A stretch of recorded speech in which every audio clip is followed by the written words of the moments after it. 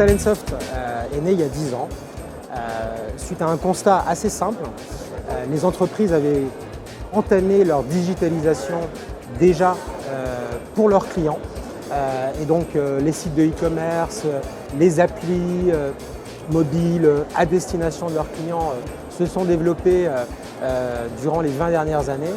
Et il y a 10 ans, Talentsoft s'est dit ok, c'est important aujourd'hui de pouvoir offrir la même expérience aux collaborateurs en entreprise, puisque les collaborateurs sont avant tout les premiers clients internes pour une DRH.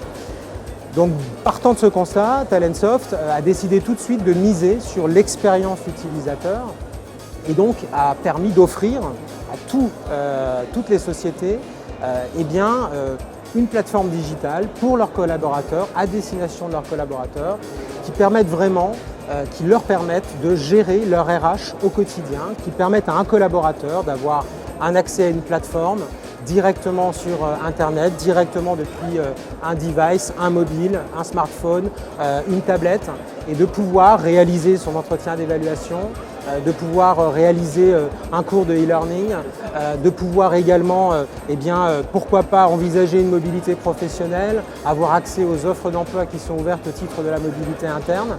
Et ce qu'on constate effectivement, c'est qu'on est arrivé au bon moment, puisque c'était vraiment le besoin fort des entreprises à ce moment-là. Et aujourd'hui, c'est encore le sujet.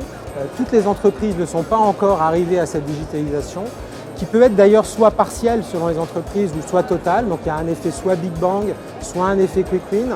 Soit on décide de se dire je commence par un premier processus RH, je veux digitaliser mes entretiens d'évaluation, ou au contraire on dit je veux vraiment faire l'intégralité.